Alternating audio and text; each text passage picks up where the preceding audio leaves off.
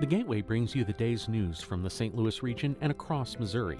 It also includes stories from the Illinois side of the river and our Metro East reporter, Will Bauer. In Alton, in Belleville, in East St. Louis, in Edwardsville, in Cahokia Heights, at Scott Air Force Base, I'm Will Bauer. St. Louis Public Radio. Listen to reports from Will and all of our journalists weekdays on The Gateway, on the STLPR app, and wherever you get podcasts. Hello and welcome to this week's edition of the Politically Speaking podcast. I'm your host, Chris McDaniel, a reporter with St. Louis Public Radio. Joining me in studio in St. Louis is Jason Rosenbaum and Joe Mannies. And our special guest from Jefferson City is a freshman representative, Dogan. Thanks for joining us. Thanks for having me. And it's okay. Continue. Cut that part. Yeah, I think we originally met Representative Dogan at Stay Tuned, right? Yes, we were, correct. We were all on the Stay Tuned show. Yeah, on Channel 9, our neighbor next door. And I want to give a shout out to Marshall Griffin, our Jefferson City correspondent, who is the one handling the tech stuff on this end and is graciously helping us out today. Yes, shout out to Marshall Griffin. Well, I just wanted to, since you guys met Representative Dogan, I guess a couple of weeks ago, I'm proud to say that I've known Representative Dogan for a lot longer than that. I think I first encountered him in 2008 at Lincoln Days. So that's right. He is a hardcore veteran of the Republican political scene, so to speak. Yes. So before this, you were a council member in Baldwin, correct? Right. What's sort of your background and how did you get into that position? Well, my initial involvement in politics, right after I graduated from college, I moved to Washington, D.C. and worked on a whole bunch of Republican efforts, ended up working for the senatorial committee there, which helped us take back the majority in 2002. Then I worked for Jim Talent as a legislative assistant, which was a great experience. Yeah. And I moved back to Missouri and ran for office eventually in 2008. And that was an exciting experience, one that was informative, obviously. I ended up learning a lot of lessons from losing, as most people do. Yeah, that was going to be my next question because for our listeners, Representative Dogan ran in 2008. How many people were in that primary? 2 or 3 or 4? Three. It's a three-way primary. The winner was the current Representative Andrew Koenig. What did you learn from that race? Because a lot of times, sometimes people lose state legislative elections and they kind of fade into the ether. You didn't really do that. You kind of transitioned from running to that race to kind of going to local office and then coming back to state office. What did you kind of learn from that experience? Well, I definitely learned a lot about the value of knocking on doors and of grassroots work. Because when I ran that time, people always had told me that what was really important in politics was raising a lot of money. So I did that. I outraised both of my opponents and still lost. So this time around, I decided that I would really focus heavily on getting to know people one-on-one and not as much on the fundraising. And obviously that led to success this time around. Now, one real quick thing for our listeners. Where did you grow up? Did you grow up in West County? I grew up in North St. Louis County, in Northwoods. Charlie Dooley was my mayor growing up. And where did you go to high school? I went to MICDS. Okay. Is it true that you, I think I read this on Facebook a while ago, but is it true that you and current county councilman Mark Harder lived a block away from each other without knowing it? We lived on the exact same block in Northwoods, just a few doors down from each other. He's a little bit of an older vintage than I am, so we didn't exactly know each other. But it's a really small world to end up growing up on the same street and then working in the city of Baldwin representing the exact same ward. Yeah, that's just a crazy coincidence right there because not only were both of you working on the Baldwin Board of Aldermen at the same time, but you both got elected to something else on the exact same day. So right. The synchronicity there is just phenomenal. So what did you kind of learn from being on the Board of Aldermen in Baldwin? It's one of the bigger municipalities, and local government tends to touch ordinary citizens a lot closer sometimes than even state legislation or state legislative work. What were kind of your takeaways from your experience as an alderman?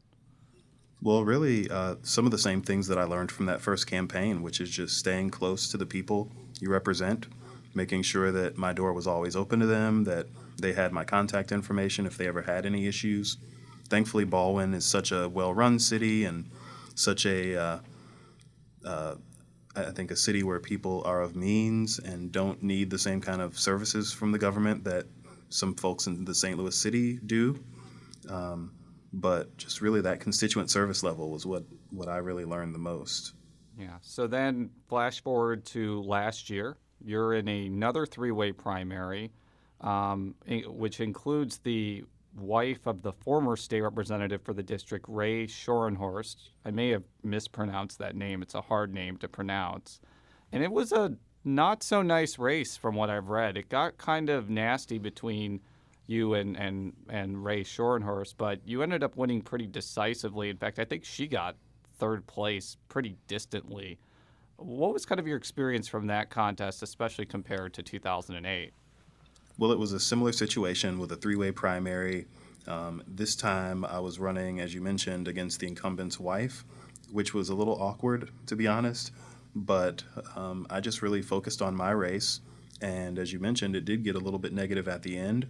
They ran some negative mailers against me, and I had to make a choice of whether to really respond to it or to respond in kind, I guess I should say, or just to kind of focus on my themes. And I responded to the allegations, but stayed focused on my themes, which were primarily fighting against Obamacare, fighting against big government, and making sure that we have accountability and ethics in government. So I think that message was a winning one. And at this point, how do you see things shaping up in the General Assembly now that you're there? And any comparisons between being in the General Assembly and your previous job? There's definitely a lot of continuity in terms of the ethics issues. I think there's a lot of skepticism of people across the state, whether you're talking about people on our side of the state, people in Kansas City, all over the state. People are very skeptical of government. People have lost trust in government at all levels.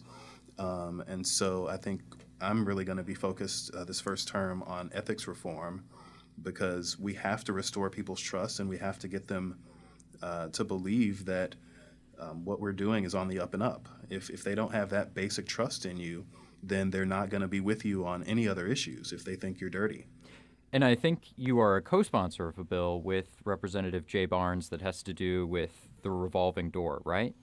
That's right. And that's something that even in Washington, D.C., right, where things are all messed up, they have a prohibition on lawmakers becoming lobbyists right afterwards. And we don't have that in Missouri right now, which I think is a travesty. So I'd like to see that changed. There's some other things that I'd like to do in terms of the gifts. I think having unlimited gifts from lobbyists to legislators is a bad idea. So I'd like to see what comes out of the House and out of the Senate in terms of putting restrictions on those. And then I'm actually going to be filing my first bill next week to increase transparency and accountability on the local government level. I would like for the gifts there to be reduced as well, because I think a lot of people don't realize that it's pretty much the wild, wild west in terms of gifts on the local level, the same way it is here in Jefferson City. Yes. For those of you who aren't aware, it's about $900,000 to $1 million that lobbyists are giving in gifts to state lawmakers. And those are the gifts that we track on lobbyingmissouri.org, which keeps track of all of those. But we don't keep track of these local gifts to local politicians, which is what the representative is talking about. Now the big question, you really can't. Yeah, you can. But what you're saying is you should. Right. Oh, I'm saying we don't, but we should. Yes.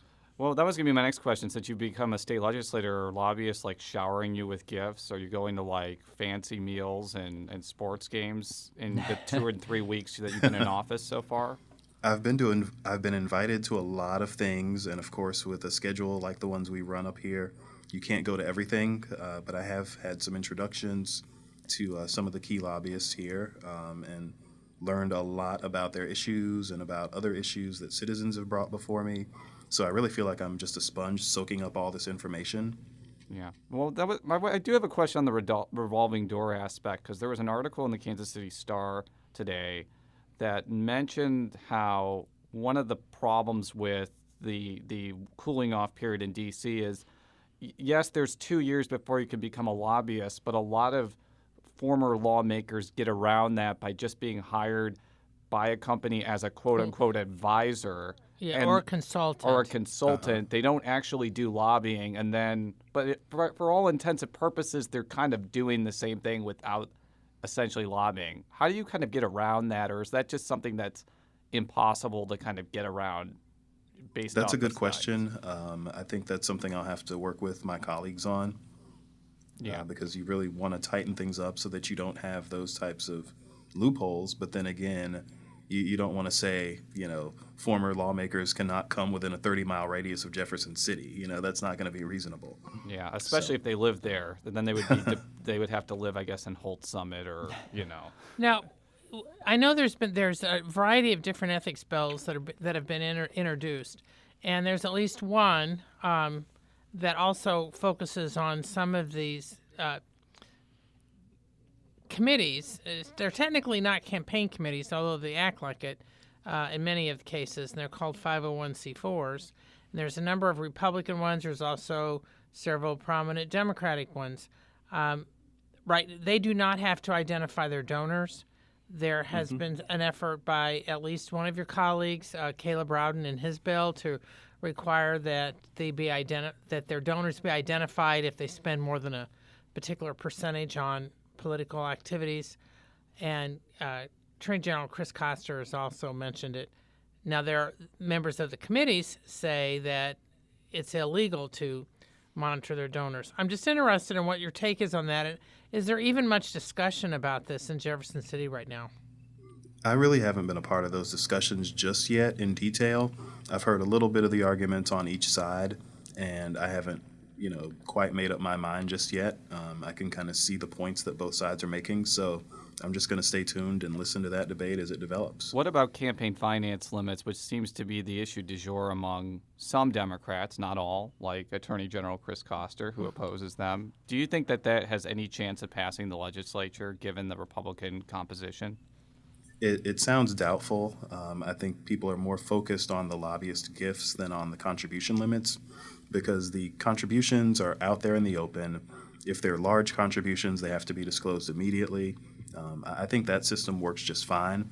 If you end up trying to put those limits on it, we'll be back to the old days where people will just form lots and lots of PACs and distribute the money that way. Yeah, which happens in D.C. all the time, and which happened in 2007 with Rex Sinquefield, who started, 50 or 100 PACs to over kind of get 100 around PACs. it. So it has happened before here. So going back to the local ethics reform and local lobbyist gifts, it's my understanding that it was sort of your background in Baldwin that inspired that bill. What happened was that we had a no-bid trash contract that was presented to our board, and our city administrator who presented that contract was really pushing for the company because we dealt with the same company, and it was Allied Waste at the time. Now it's Republic Services. They'd had a no-bid deal with the city of Baldwin for over 20 years, so nobody else had had a chance to put a bid before us in that long.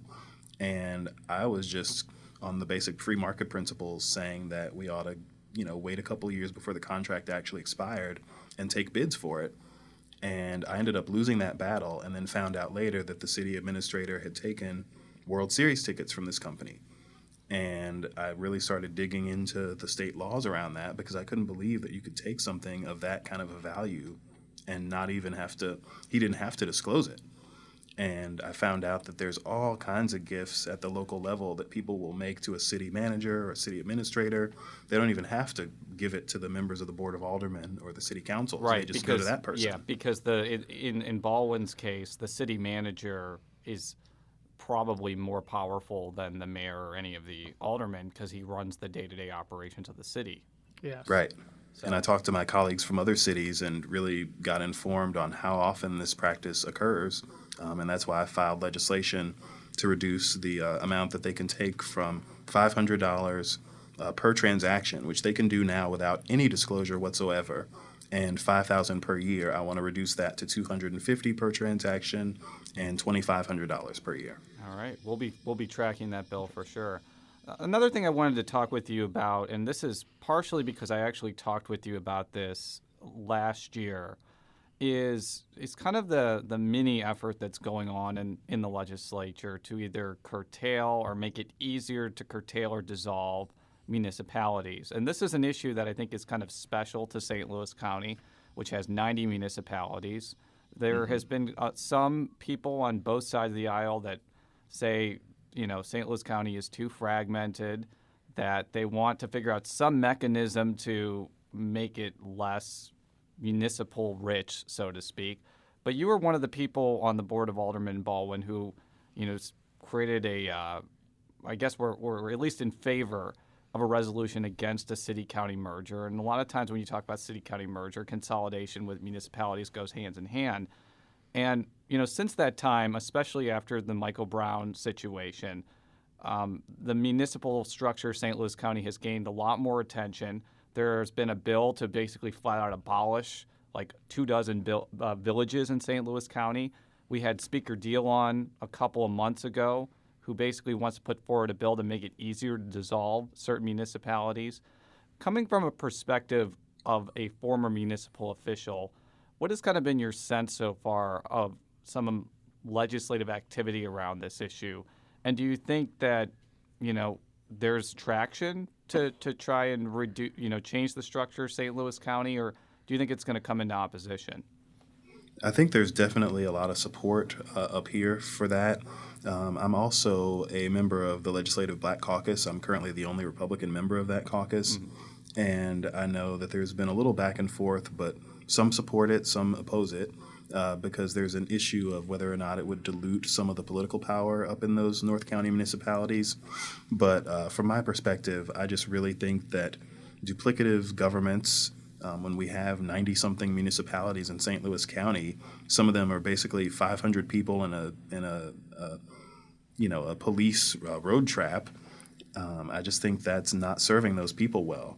I think you can consolidate a lot of those governments and save those taxpayers money and eliminate some hassle from their lives when their police forces are there for revenue collection instead of public safety.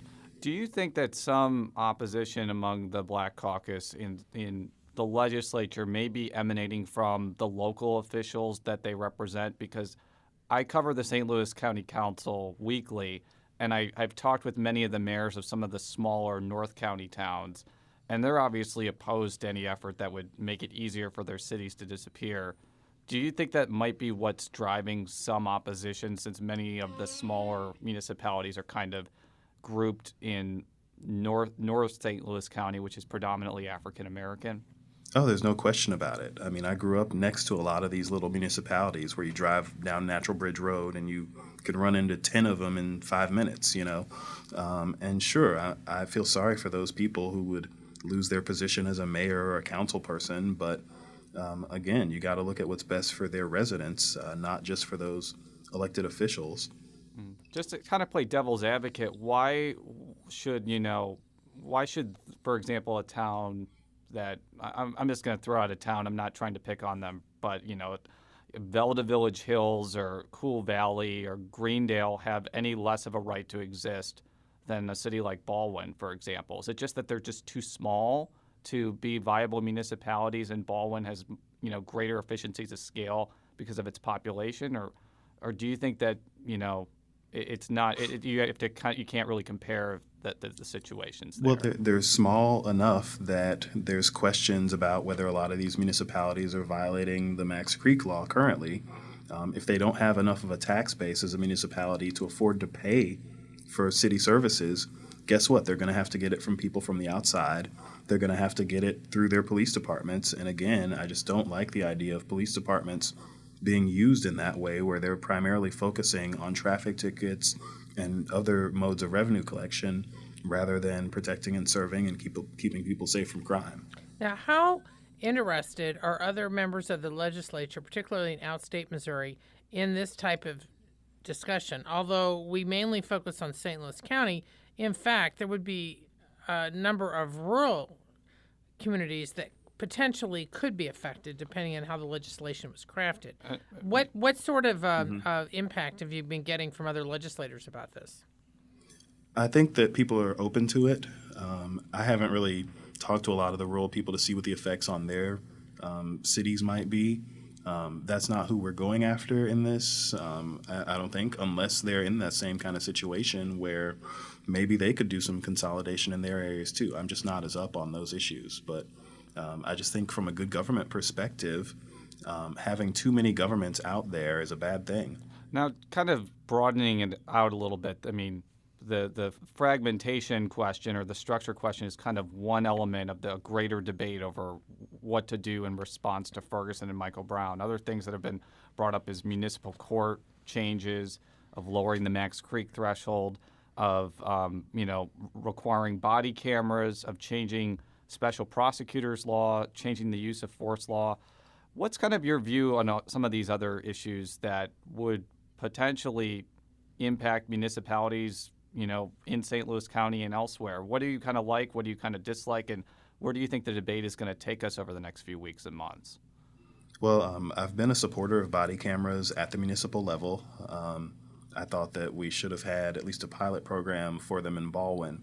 I think the issue with body cameras statewide is going to be the funding. How do you pay for it, one? And two, there's just some general concern about mandates coming down from the state onto every single police department in the state. As I've talked to my colleagues, I've kind of heard those objections. So I think those are going to be some pretty big hurdles to overcome. But I would still like to have some sort of state support for body cameras, because I think that if we'd had them in place in Ferguson, it wouldn't have been the issue that it turned out to be. I also would like to do something in terms of a special prosecutor or some kind of a board to investigate police-involved deaths, because I think when you look around the country, when police are involved in these types of incidents, whether or not it's justified, their killings of citizens, the underlying problem is the fact that police are almost never brought to a trial, and the instances of them being found guilty of anything are even smaller than that. And so I think you have to question whether our police are 100% perfect. Are they always good shots? Are they always doing these things in a justified manner? Or is there maybe a problem in the way that we investigate police when these incidents do occur? And I definitely think it's the latter. I'm not saying police are all bad or anything like that. I'm just saying that we need to have somebody else to investigate these incidents when they occur so that they're held accountable when they do the wrong thing.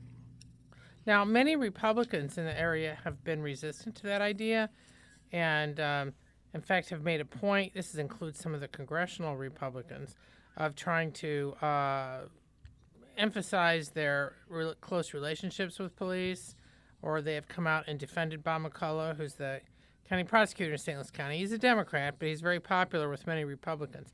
As a Republican yourself, how do you deal with that, the fact that many in your own party you're dealing with don't necessarily share your point of view on that?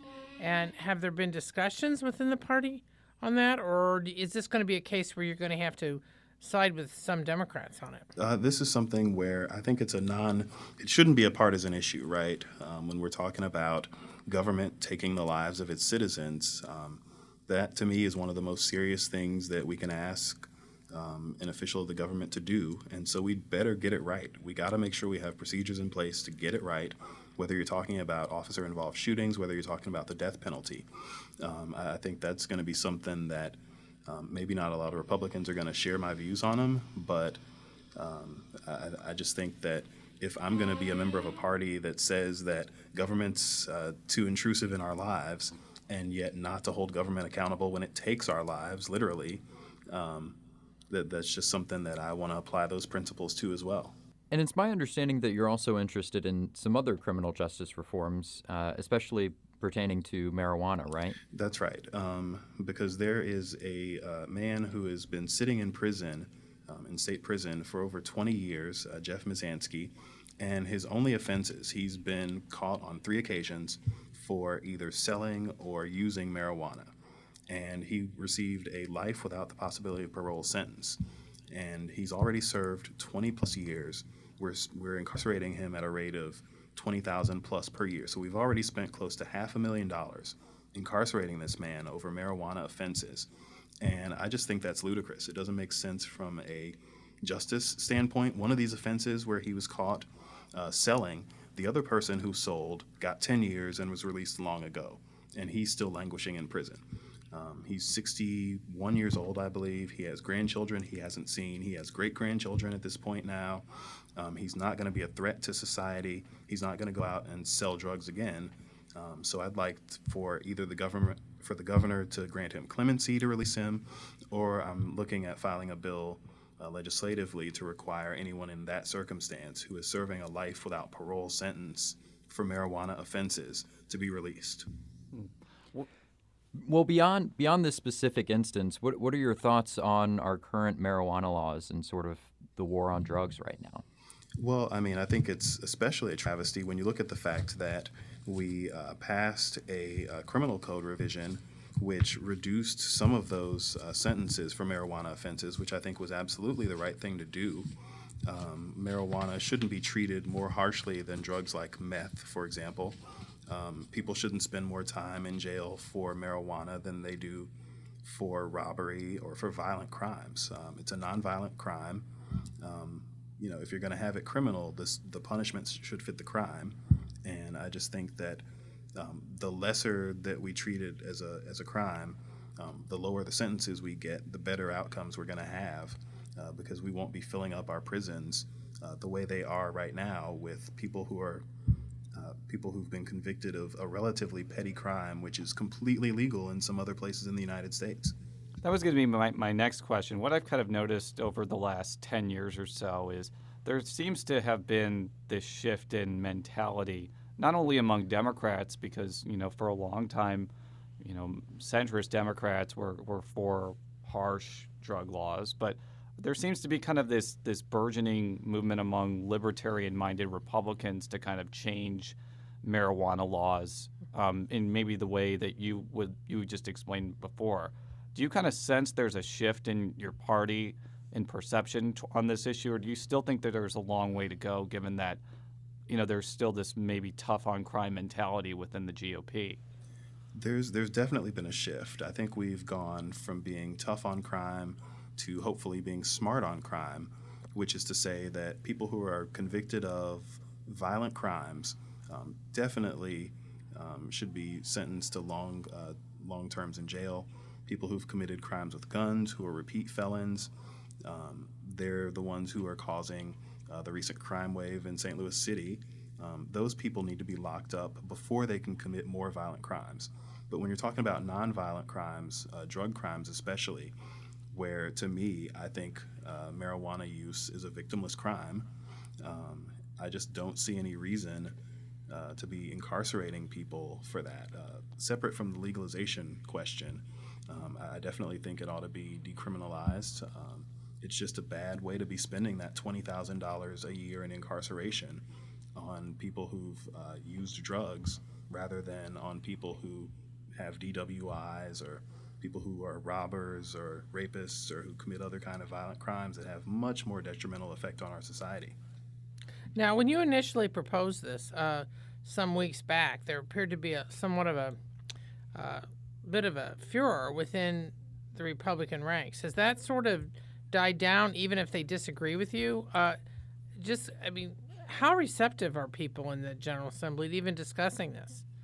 I think people are getting a little bit more open about discussing it, even if they don't agree with legalization, which I don't think there's a ton of support for outright legalization at this time, and I even haven't gone that far. I think that people are open to certainly reducing penalties for drug use. People are open to looking at people who are currently serving time, and my gosh, these people aren't a threat to us. Can we release some of these people? So do you want a shorter sentence, or do you want to decriminalize, which is different than legalize? Right. How far are you willing to go on this? That'll remain to be seen. I haven't really hashed out all the nuances of it and really talked about what's politically possible, but I certainly, again, think it's a victimless crime and that it's something that we shouldn't be giving people long sentences for, even if it is going to remain criminalized. Yeah. So shifting gears a little bit, you mentioned, I think 10 or 15 minutes ago, that you have decided to join the Black Caucus. I guess you're the only Republican member of that caucus because you're the only African-American Republican. I'm curious what your reception has been in that caucus and what you kind of bring to that group of legislators. They've welcomed me with pretty open arms. I think the people in the Missouri Black Caucus as a whole are generally more receptive to Republicans than the National Black Caucus, mostly out of necessity. When you're in a super minority in the House and the Senate, you really have to be able to work with Republicans. So that's nothing new to the other members of the Black Caucus, having people who they disagree with, having to deal with them all the time. But I was just going to say one of the long-running themes within Missouri legislative politics is some African American Democrats have been more pragmatic than others, and by pragmatic I mean they've been more willing to work with Republicans because the Democrats are so deep within the minority now that if you're not pragmatic, then you're kind of irrelevant in a sense. So that kind of goes part and parcel with what you said. Right. So. Well, I think, I'm just curious about, you hold a unique position within the General Assembly, and how has that affected other things that you deal with? Because there have been African American Republicans in the Missouri legislature before, but not many. Mm-hmm. And I'm just interested in your take on how you're treated by your Republican colleagues as well as the Democrats. It's been the same. I've been in the Republican Party for a long time. I've very rarely faced anybody who made any kind of ignorant comments to me or who held my race against me or anything like that. And certainly at this level of politics, I don't think there's anybody who holds those type of feelings. It's going to put me in a different position in terms of my perspective, in terms of my life experiences that I bring to the Republican caucus. When you talk about issues of police, I've been very fortunate not to have quite as negative experiences with police officers as other African Americans, but I've had a few of them. And that informs my thinking about the way that police treat members of the Black community. It's like if I've had those experiences with, usually being dressed in a suit and never having any kind of criminal record, I can only imagine what they do to people who are not from that kind of situation, people who are, dressed in baggy jeans and, who fit the kind of stereotype of a quote-unquote suspect a lot more. And the people I know who've had those type of interactions with the police, that really, really, the way that I think Republicans feel about the federal government in terms of it always breathing down their neck is the same way that people in the African-American community feel about local law enforcement oftentimes. And I just think that if you could get more sympathy from both sides to the other, that would really help our state to heal some of these issues dealing with Ferguson and just help people to see how other people perceive the world a lot better. Okay, one final question, and it's kind of politically based. I'm not going to use putting the politically and politically speaking or anything like that because that's just a terrible, terrible pun. Well, you're used to terrible puns. I'm terrible puns. So in an alternate universe, you would be term limited right now or going, I guess, to your last term, and there would be an open Senate seat. Do you have any interest in running for the Senate seat that's held by Eric Schmidt right now, or are you just going to basically focus on running for re-election in the House the next three terms? Well, I am very grateful that we have Republicans lined up, it seems, to run for that seat. Andrew Koenig is announced that he's running. Rick Stream, I believe, his name has been talked about. Yes. Mike Lira has announced. Yes.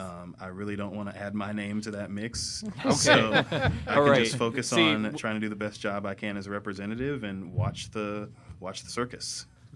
Yeah, I was just going to say, usually I ask, are you the question on politically speaking, are you running for office X? And a lot of people are cagey. That is the most direct answer I've gotten in a while, and I appreciate your candor. So one real quick thing. What did you learn from Jim Talent? Because you worked for Jim Talent for a while. Is there anything that has helped you in your political career because you worked with him? Yeah, Jim's just such a down-to-earth guy, despite his fancy degrees and often being the brightest guy in the room. He was never one of those people who had to tell you he was the brightest guy in the room. And he was always really great at communicating his ideas to people who didn't necessarily agree with him and getting them on board with causes that they wouldn't otherwise support. So I hope that a little bit of that is rubbed off on me. It's a skill. I'm still learning a lot about the skills of persuasiveness, and just hope I can do some fraction of what Jim was able to accomplish. And just to prove how fancy of a degree he has a law degree from the University of Chicago, which is the alma mater of both of my sisters-in-law. So very, very fancy university there. All right, I will close this out here. Actually, if you're interested in reading more about the Jeff Mazansky story, I know that the Riverfront Times has really been all over that. You can read all of our stories at stlpublicradio.org. If you would like to follow us on Twitter, just like Melissa Joan Hart does, you can follow me at @CSMcDaniel. Jason, you can be followed on Twitter. At Clarissa Explains It All. No, at J Rosenbaum. And Joe? At J Mannies. That's JMANNIES. And Representative, are you on Twitter? I am. It is at Dogan, the number 4 rep. Very good. Well, we will be back next week. Until then, so long. If you have a smart speaker, you have access to the entire world of NPR and St. Louis Public Radio. All the latest news and all the captivating stories. Activate our voices with yours by telling your smart speaker to play St. Louis Public Radio.